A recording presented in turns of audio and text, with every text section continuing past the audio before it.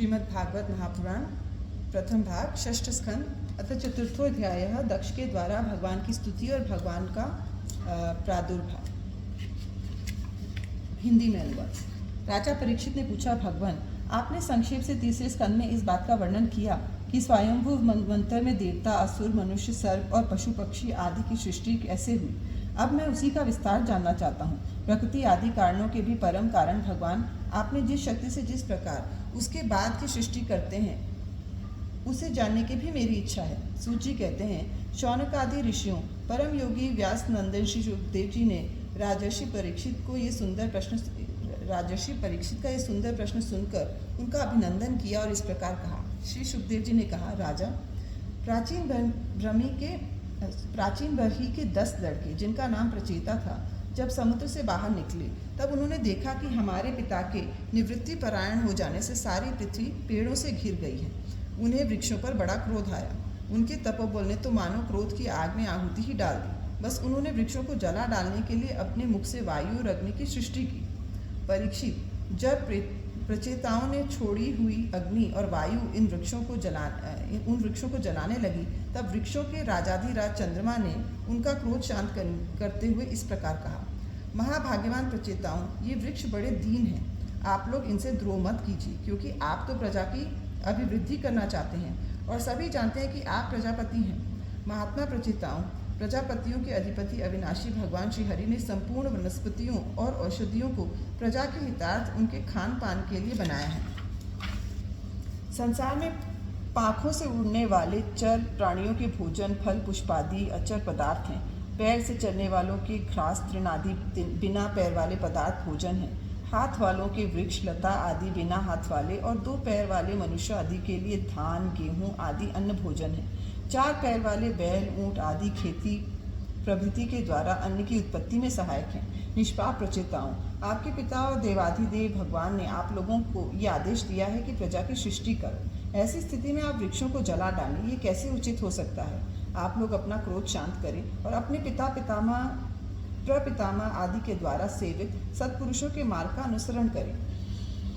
जैसे माँ बाप बालकों की पलके नेत्रों की, पति पत्नी की, गृहस्थ भिक्षुओं की और ज्ञानी अज्ञानियों की रक्षा करते हैं और उनका हित चाहते हैं, वैसे ही प्रजा की रक्षा और हित का उत्तरदायी राजा होता है। प्रचेताओं और समस्त प्राणियों के हृदय में सर्वशक्तिमान भगवान आत्मा के रूप में विराजमान है। इसलिए आप लोग सभी को भगवान का निवास स्थान समझें। यदि आप ऐसा करेंगे तो भगवान को प्रसन्न कर लेंगे। जो पुरुष हृदय के उबलते हुए भयंकर क्रोध को आत्मविचार के द्वारा शरीर में ही शांत कर लेता है, बाहर नहीं निकलने देता, वह काल क्रम से तीनों गुणों पर विजय प्राप्त कर लेता है। प्रचेताओं, इन दीनहीन वृक्षों को और न जलाइए। जो कुछ बच रहे हैं उनकी रक्षा कीजिए, इससे आपका भी कल्याण होगा। इस श्रेष्ठ कन्या का पालन इन वृक्षों ने ही किया है। इसे आप लोग पत्नी के रूप में स्वीकार कीजिए।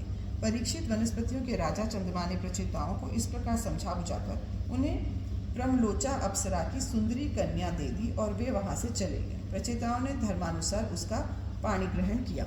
उन्हीं प्रचेताओं के द्वारा उस कन्या के गर्भ से प्राचेतस दक्ष की उत्पत्ति हुई। फिर दक्ष की प्रजा सृष्टि से तीनों लोग भर गए। इनका अपनी पुत्रियों पर बड़ा प्रेम था। इन्होंने जिस प्रकार अपने संकल्प और वीर्य से विविध प्राणियों की सृष्टि की, वह मैं सुनाता हूँ, तुम सावधान होकर सुनो। परीक्षित, पहले प्रजापति दक्ष ने जल, थल और आकाश में रहने वाले देवता, असुर एवं मनुष्य आदि प्रजा की सृष्टि अपने संकल्प से ही की। जब उन्होंने देखा कि वह सृष्टि बढ़ नहीं रही है, तब उन्होंने विंध्याचल के निकटवर्ती पर्वतों पर जाकर बड़ी घोर तपस्या की। वहाँ एक अत्यंत श्रेष्ठ तीर्थ है, उसका नाम है अघमर्षण। वह सारे पापों को धो बहाता है। प्रजापति दक्ष उस तीर्थ में त्रिकाल स्नान करते और तपस्या के द्वारा भगवान की आराधना करते। प्रजापति दक्ष ने इंद्रियातीत भगवान की हंस गुह्य नामक स्तोत्र से स्तुति की थी। उसी से भगवान उन पर प्रसन्न हुए थे। मैं तुम्हें वह स्तुति सुनाता हूँ। दक्ष प्रजापति ने इस प्रकार स्तुति की, भगवान, आपकी अनुभूति, आपकी चित्त शक्ति अमोघ है। आप जीव प्रकृति से परे अपने नियंता और उन्हें सत्ता स्फूर्ति देने वाले हैं। जिन जीवों ने त्रिगुणमयी सृष्टि को ही वास्तविक सत्य समझ रखा है, वे आपके स्वरूप का साक्षात्कार नहीं कर सके हैं, क्योंकि आप तक किसी भी प्रमाण की पहुंच नहीं है। आपकी कोई अवधि, कोई सीमा नहीं है। आप स्वयं प्रकाश और परात्पर हैं। मैं आपको नमस्कार करता हूँ। यूँ तो जीव और ईश्वर एक दूसरे के सखा हैं तथा इसी शरीर में इकट्ठे ही निवास करते हैं, परंतु जीव सर्वशक्तिमान आपके सख्य भाव को नहीं जानता। ठीक वैसे ही जैसे रूप, रस, गंध आदि विषय अपने प्रकाशित करने वाले नेत्र, घ्राण आदि इंद्रिय वृत्तियों को नहीं जानते, क्योंकि आप जीव और जगत के दृष्टा और दृश्य नहीं, महेश्वर हैं। मैं आपके श्री चरणों में नमस्कार करता हूँ। देह, प्राण, इंद्रिय, अंतःकरण की वृत्तियाँ, पंच महाभूत और उनकी तन मात्राएँ, ये सब जड़ होने के कारण अपने को और अपने से अतिरिक्त को भी नहीं जानते, परंतु जीव इन सबको और इनके कारण सत्व, रज और तम इन तीनों गुणों को भी जानता है, परंतु वह भी दृश्य अथवा ज्ञेय रूप से आपको नहीं जान सकता, क्योंकि आप ही सबके ज्ञाता और अनंत हैं। इसलिए प्रभु, मैं तो केवल आपकी स्तुति करता हूँ। जब समाधि काल में प्रमाण, विकल्प और विपर्य रूप विविध ज्ञान और स्मरण शक्ति का लोप हो जाने से इस नाम रूपात्मक जगत का निरूपण करने वाला मन उपरत हो जाता है, उस समय बिना मन के भी केवल सच्चिदानंदमय अपनी स्वरूप स्थिति के द्वारा आप प्रकाशित होते रहते हैं। प्रभु, आप शुद्ध हैं और शुद्ध हृदय मंदिर ही आपका निवास स्थान है। आपको मेरा नमस्कार है। जैसे याज्ञिक लोग काष्ठ में छिपे हुए अग्नि को सामीधेनी नाम के 15 मंत्रों के द्वारा प्रकट करते हैं, वैसे ही ज्ञानी पुरुष अपनी 27 शक्तियों के भीतर गूढ़ भाव से छिपे हुए आपको अपनी शुद्ध बुद्धि के द्वारा हृदय में ही ढूंढ निकालते हैं। जगत में जितनी भिन्नताएं देख पड़ती हैं, वे सब माया की ही हैं। माया का निषेध कर देने पर केवल परम सुख के साक्षात्कार स्वरूप आप ही अवशेष रहते हैं, परंतु जब विचार करने लगते हैं तब आपके स्वरूप में माया की उपलब्धि निर्वचन नहीं हो सकता, अर्थात माया भी आप ही हैं। अतः सारे नाम और सारे रूप आप ही हैं। प्रभु, आप मुझ पर प्रसन्न होइए, मुझे आत्म प्रसाद से पूर्ण कर दीजिए। प्रभु, जो कुछ वाणी से कहा जाता है अथवा जो कुछ मन, बुद्धि और इंद्रियों से ग्रहण किया जाता है, वह आपका स्वरूप नहीं है, क्योंकि वह तो गुण रूप और आप गुणों की उत्पत्ति और प्रलय के अधिष्ठान हैं। आप में केवल उनकी प्रतीति मात्र है। भगवान, आप में ही ये सारा जगत स्थित है, आप से ही निकला है और आपने और किसी के सहारे नहीं, अपने आप से ही इसका निर्माण किया है। ये आपका ही है और आपके लिए ही है। इसके रूप में बनने वाले भी आप ही हैं और बनाने वाले भी आप ही हैं। बनने बनाने की विधि भी आप ही हैं।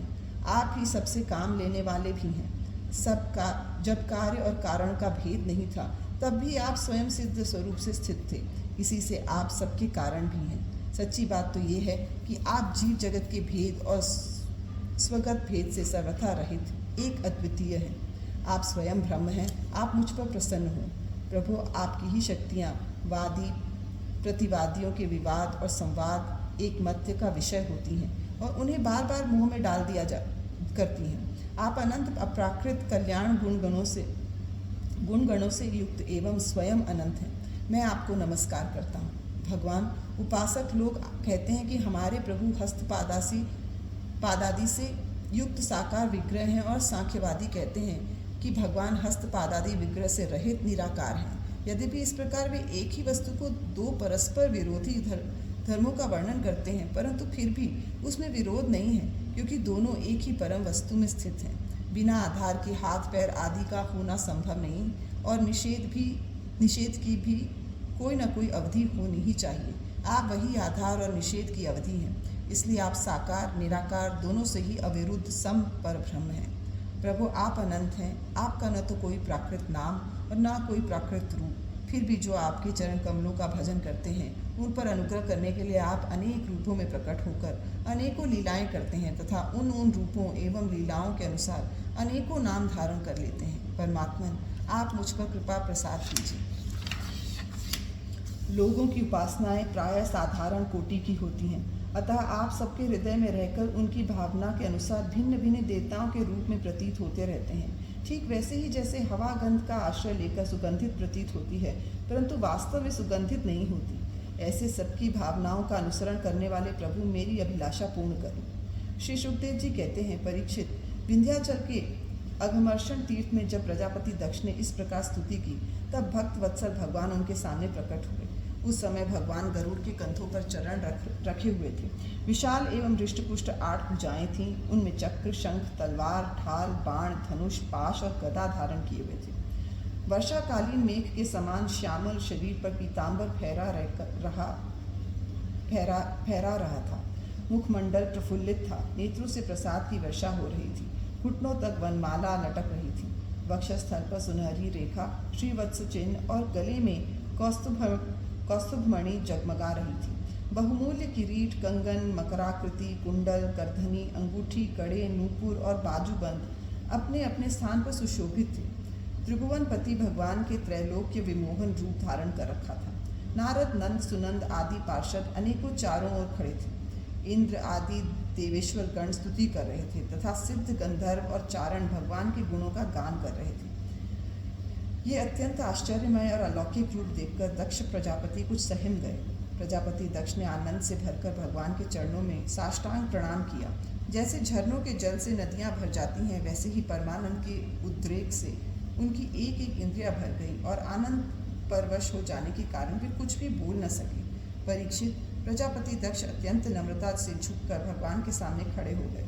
भगवान सबके हृदय की बात जानते ही हैं। उन्होंने दक्ष प्रजापति की भक्ति और प्रजावृद्धि कामना देखकर उनसे यूँ कहा। श्री भगवान ने कहा, परम भाग्यवान दक्ष, अब तुम्हारी तपस्या सिद्ध हो गई, क्योंकि मुझ पर श्रद्धा करने से तुम्हारे हृदय में मेरे प्रति परम प्रेम भाव का उदय हो गया है।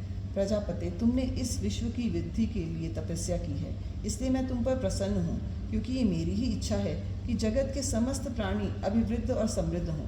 ब्रह्मा, शंकर, तुम्हारे जैसे प्रजापति, स्वयंभू आदि मनु तथा इंद्रादि देवेश्वर, ये सब मेरी विभूतियाँ हैं और सभी प्राणियों की अभिवृद्धि करने वाले हैं।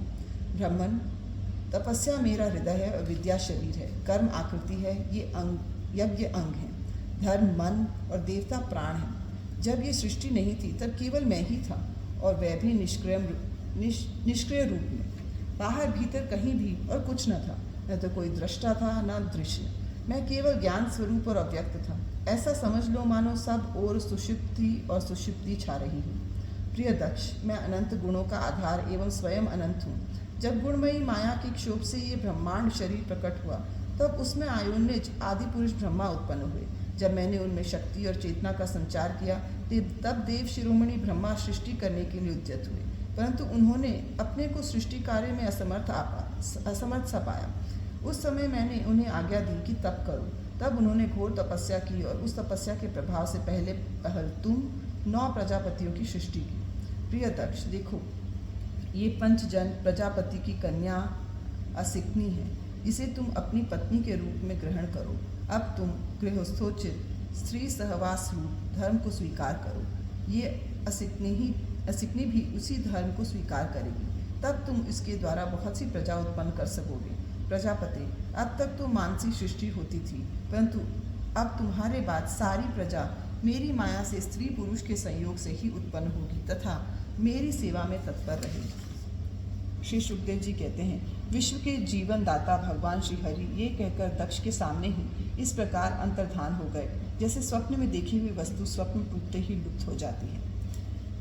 इति श्रीमद्भागवते महापुराणे पारमहंस्यायां संहितायां षष्ठस्कन्धे चतुर्थोऽध्यायः।